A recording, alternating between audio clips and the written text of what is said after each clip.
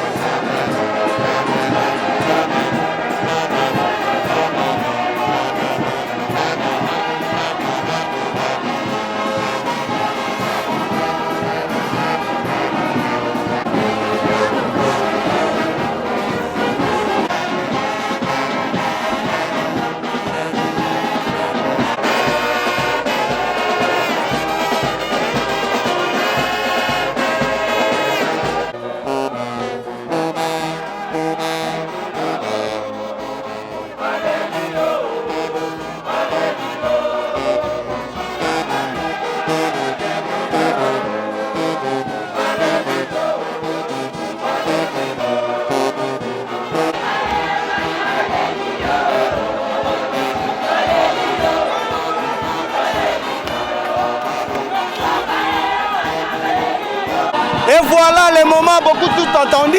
Nous voici au centre d'accueil kimbangiste à la 7 du Chenou 2, là où les fidèles kimbangistes se sont tous réunis pour dire au revoir au chef spirituel Papa Simon Kimbangu Kiangani. C'est pour cela que vous êtes en train de voir l'ambiance ici. C'est pour cela que nous allons faire un petit tour, prendre les impressions de fidèles kimbangistes ici, tels que vous voyez ici présents. Il y a la fanfare kimbangiste, il y a les fidèles kimbangistes, ainsi que le mouvement surveillant de kimbangistes. Nous avons vu ici à une maman Mbotenayo. Impression Nazalini Nebo Européen Satana Mokonzabu les revoir. Nazana Esengo Makasi, Yakopesa papa au revoir parce que les six c'est comme une peine et Koinda papa, les six c'est Koinda vraiment. Merci. Tel que vous avez entendu, il y a plein de fidèles ici qui sont venus pour dire au revoir au chef spirituel. Nous allons faire tour. Nous allons faire tour aux fidèles qui manquent pour prendre leurs impressions. Maman Mbote, hein? Mbote papa. Et c'est un honneur Salini Nikoya Repesa Tata Mokonzabu le au revoir à Mokonwalelo. Mais c'est moi Zali Makaspa papa, pamba papa si moi pas nebiso 5 mois pamba papa. Et c'est moi Nelimoto Zali Nzambe na ye papa. Mutni yango konzima ete mutu bat bazo benga mutu biso tebi kazali tata Nzambe papa. Et c'est moi Makaspa emi ndengi ni ko s'exprimer te papa. Merci. Il y en a encore une autre maman qui a Oui, nous sommes là, très contents, très gentils. On va manifester Bisemwa centenaire toyekopesa revers na Yawe. Papa Simon Kimbangu Kiangani Molimo Mosantu. Papa Kimbangu alongi na centenaire oyo. Merci. Tel que vous avez vu, il y a tellement d'ambiance ici. Il n'y a même pas moyen de faire le commentaire. Voilà, vous voyez la sortie de conseillère direct du chef spirituel qui sort. Et maintenant, il y a le chef spirituel qui sort. Merci. Spirituel qui vient de faire les sorties pour prendre les honneurs du mouvement de surveillants kimbongistes ainsi que la fanfare.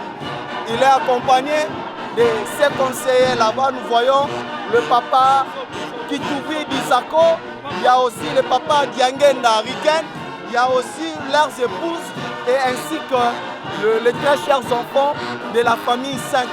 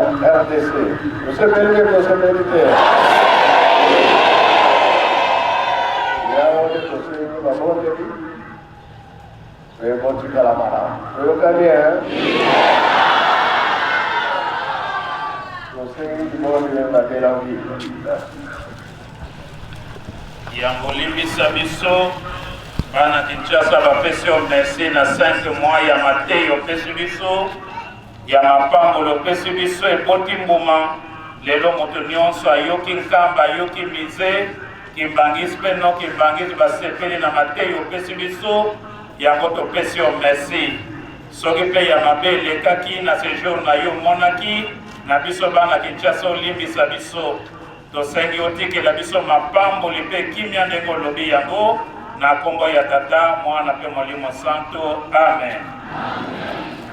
Mabe tomoni yango te tokali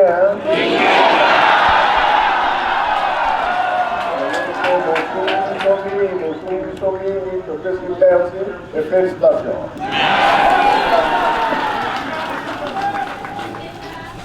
Ya misala pona botongi kamba Yerusalemi ya 5 mois ya confinement ofandi na ndako pe biso bandimi toza kosambela te merci na bolingono monene pa na biso yango papa ozali kotika mboka Kinshasa pona kokende nkamba pona molulu monene ya centenaire le 6 avril tosengi kimia na bandimi ozali kotika kimia pe na mobembo na yo na délégation na yo mobimba soki bokomi kamba na kimia tokopesa yo merci yo moko tanda barmageddon na yo na nzela mobimba kino na nkamba Yerusalemu ya sika mpe bana na yo bipai na mokili mobimba zomata nkamba obatela delegation nyonso molulu na biso eleka na kimia yango tosengi mapamboli na banzoto milimo na biso na mabota na biso na lingomba na biso setu na nkamba Yerusalemu ya sika eya na Kinshasa ke na RDC Afrique mpe mokili mobimba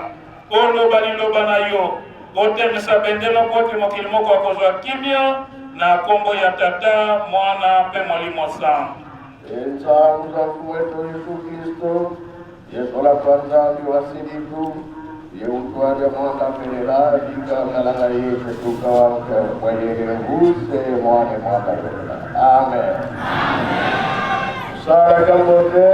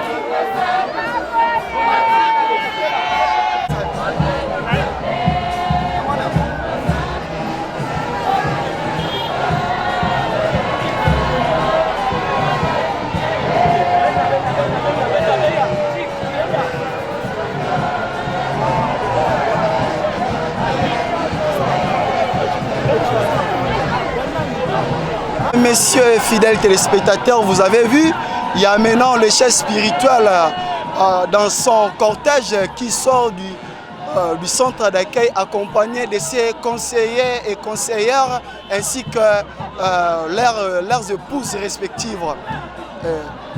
De gauche à droite sont remplis de fidèles kimbongistes pour rendre les honneurs dignes à sa divinité Papa Simon Kimbangu Kiangani. Vous voyez, il y a une très grande ambiance ici au centre d'accueil kimbangiste de Kasavubu. Là, vous voyez l'équipe du drapeau de l'église kimbangiste et à sa gauche, il y a leur président général. Il y a tellement de la foule ici au centre d'accueil kimbangiste. Il n'y a même pas moyen de les compter. Je vous dis, il faut être ici pour vivre ce qui se passe ici au centre d'accueil kimbangiste. Là maintenant vous voyez le véhicule blanc, c'est là où est sa divinité Papa Simon Kimbangu Kiangani.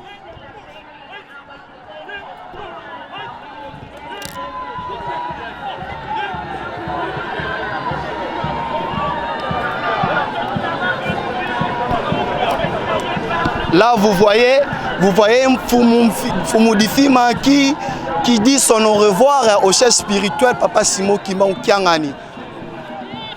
Comme on dit toujours, il y a Bakonzi ya Mabele, Bangonde, Bakoyambaka, Tata Mokonzi Wabule, Yewana Zay Kopesa au revoir nae, na Tata Mokonzi Wabule, Fumudifima. Il y a de la foule de gauche à droite. Il y a de la foule de gauche à droite.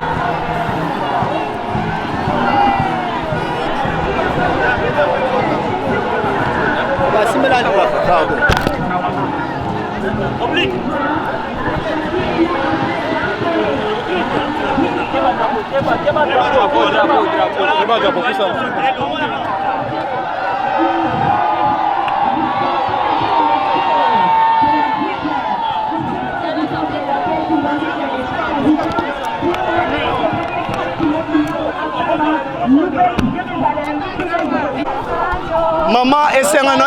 nini kopesa au revoir na tata mokonzi wa bule na mokolo malelo.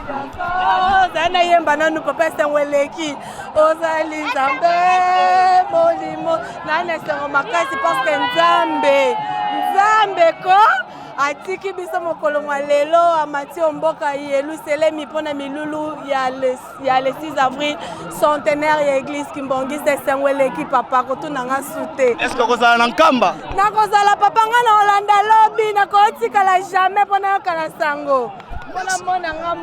Merci, vous avez bien compris qu'elle est très remplie de joie pour dire son au revoir à sa divinité Papa Simon Kimbangu Kiangani.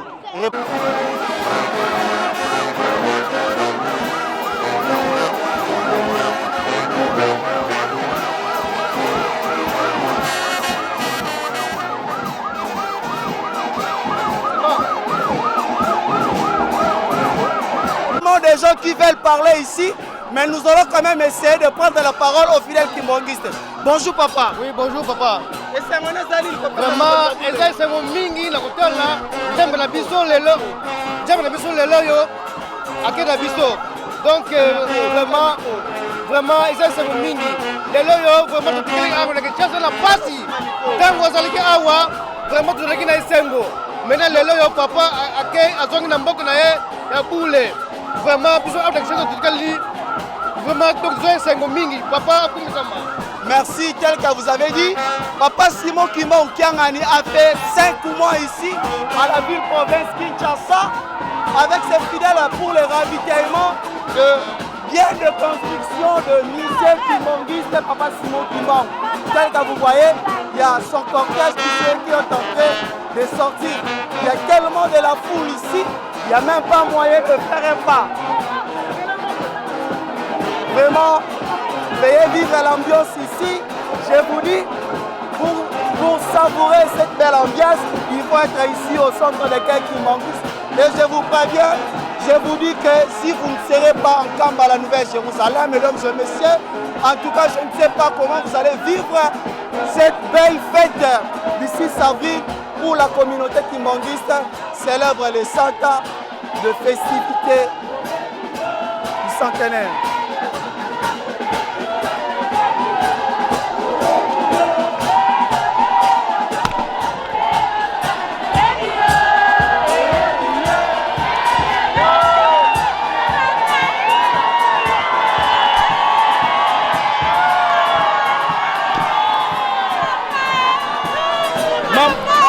Maman, esengo neza nini? Esengo neza makasi papa biso akei. Est-ce que nakambo kozala te? Nakozala te. Merci. Excellence, quelle est votre impression? Le chef spirituel est en train de sortir. Grave, extraordinaire. Vous voyez vous-même la joie. Pendant 5 mois, il est resté à Kinshasa pour mobiliser pour la construction du musée. Je vous assure, c'est extraordinaire. Ce monsieur que vous voyez à côté de moi, c'est le secrétaire de la paroisse de l'église Kimbangiste Saint-Denis à Paris. Je vous le passe, Papa Charles. Batata na biso batonga lingomba biso bana. Nous les enfants, aujourd'hui, nous avons pris la relève. Bonjour Papa Charles. Bonjour. L'impression des années, il y a festivité à centenaire. Le tata mokonzi wa bule azali komata na mboka Yelusalemi pona kozela bino bayebo uti na mikili ya poto pona kosepela na bino elongo. Esengo na ezali nini? C'est formidable parce que nous nous sommes battus pendant des années. Nos parents se sont battus, nos aïeux se sont battus et beaucoup d'entre nous se sont battus. L'excellence que vous voyez ici à côté de moi était de ceux-là qui s'est battu avec nous en France. Aujourd'hui, il est parmi nous pour superviser. Vraiment, notre joie est immense et nous demandons à toute la population congolaise, à toute la population africaine, à tous les Noirs de soutenir cette œuvre salvatrice de Papa Simon Kimbangu, Dieu le Saint-Esprit. Maintenant, qu'est-ce que vous direz aux personnes qui sont en train encore d'hésiter de cette festivité du 6 avril? Comme on dit, le temps est le meilleur allié de la vérité. Le temps nous le dira. Beaucoup de gens n'y ont pas cru. Aujourd'hui, vous allez voir que ce soit les catholiques, les protestants, toutes les confessions aujourd'hui parle au nom de Papa Simon Kimbangu, ce qui veut dire qu'ils ont compris de quel côté se trouvait la vérité. Excellence, Papa Dianguène avait dit qui vivra verra. Est-ce que vous pouvez aujourd'hui nous expliquer ce que Papa Dianguène avait dit qui vivra verra? Vous voyez vous-même l'église, comme l'a dit mon frère, Papa Charles. L'église avait commencé, les gens priaient chez eux à la maison, même nous quand on a commencé la France. Mais maintenant, vous voyez ce que c'est devenu l'église Kimbangu, c'est à travers le monde. Qui vivra verra. Et nous vous convions à venir en Kamba pour vivre une ambiance encore beaucoup plus extraordinaire. Et surtout, on ne sait jamais, peut-être que vous serez parmi vous qui aimez bien les miracles. Nous, on est déjà convaincus. Peut-être que vous découvrirez d'autres choses et c'est à chacun sa foi.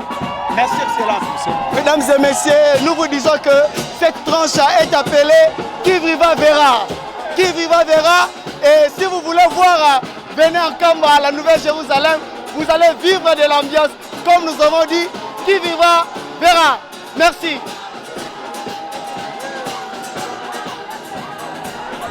Maman, Mbote, esengo na yo. Yakosepela ndenge papa azokende, tokonesero mingi. Tozolanda ye. Tozolanda ye. Tozolanda ye. Nauti poto. Nauti poto, mwana Saint-Denis. Ok, merci. Voici papa Charles Wakana, maman Ida. Ok, maman Ida, merci beaucoup.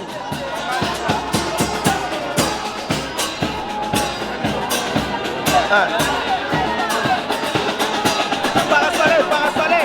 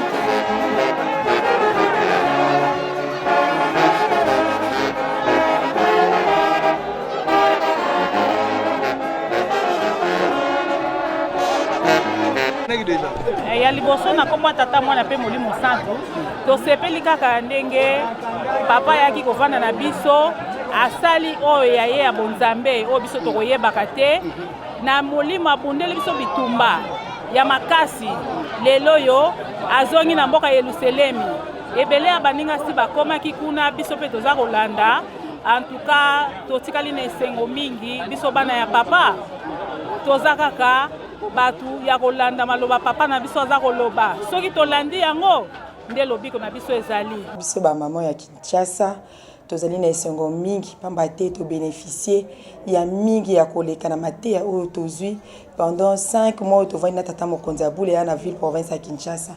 En tout cas ba impression na biso ezali ya malamu pamba te amemeli biso kimia lokola za mokonzi ya kimia amemeli biso kimia wana yango tosengi na ye pe atikela biso yango ya libela na libela po ete biso nyonso tozala ntango nyonso na esengo.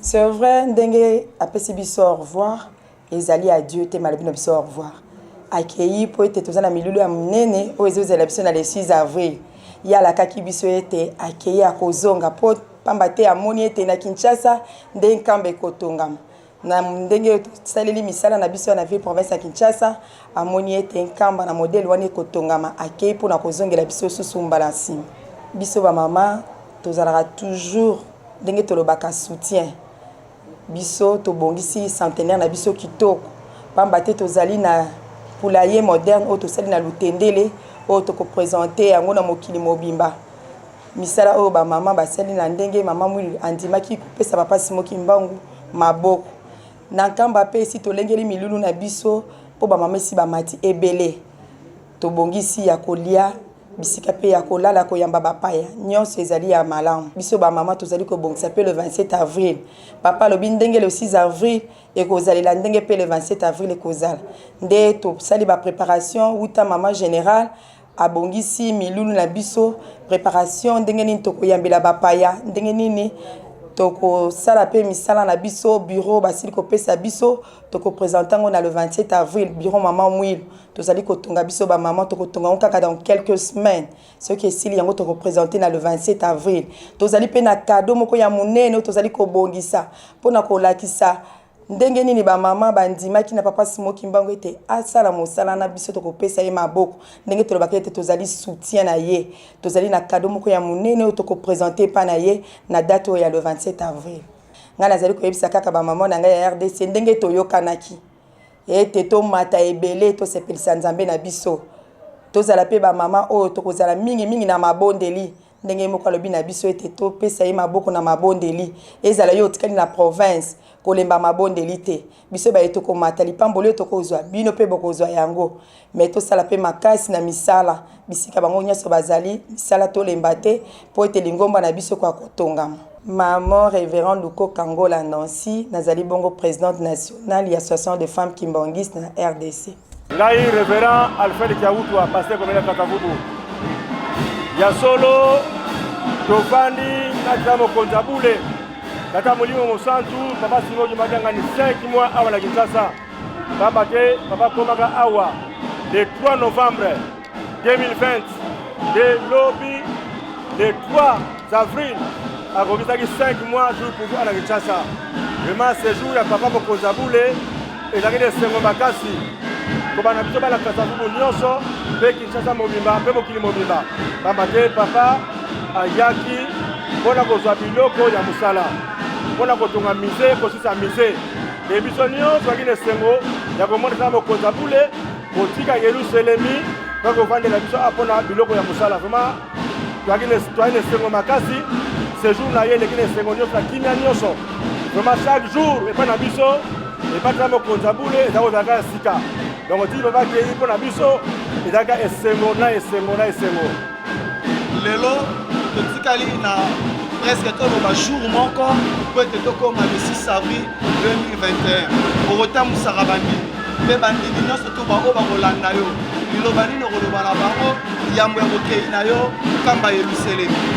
merci mingi soki nakozonga moke nsima tata mokonzi ya bule ake lelo atikeli biso message ka mokonzi ya bule atikeli biso lelo alobi ete tomipesa na mabondeli totia bango na mabondeli mpe bango bakotia biso na mabondeli biso ya soki tovoyage toke na tamba yelusalemi ya sika kasi papa alobaki likambo alobaki boye na bandeko nyonso bakozwa occasion to possibilité ya kovoyage te esika nyonso yo kozala zala elika ete mapambo oyo papa kopesa na tamba yelusalemi ya sika yo mpe okozwa yango esumkola mardi wana kiti monene kozala ana centre d'accueil me esika yo kozala ata ozala mboka nini na pays nini yo kozala me misu na yo makanisi na yo tiango na tamba yelusalemi ya sika nde kozwa oyo ye abongiseli biso biso tozokende tozolanda lelo na pokwa bandeko bakotikala bango batikala na mabondeli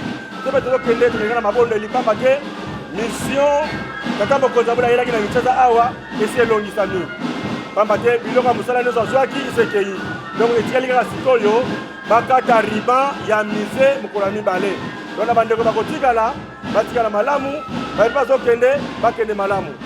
Merci papa pasteur Konga. Merci papa journaliste na présence na milo awa. Merci. Merci mingi. Mais bosi boyebi ke toza na fête à centenaire no bato nyonso bazokende koma olingi mokolo mabele ye moko mokolo mabele te azala mabele nde yambaka bato mabele zo accompagner mosala ye pa telema kende malamu bango mpe bazokende malamu tokende tokumisa centenaire oyo eza na bilaka mosusu na kati oyo tokoloba te lelo mais au moins tozawa bomoni bilembo bachef bazokende bamosusu basi bakomaki depuis une semaine depuis avant-hier hier oyo bazolanda lelo toza kokende ezali fete ya bankuku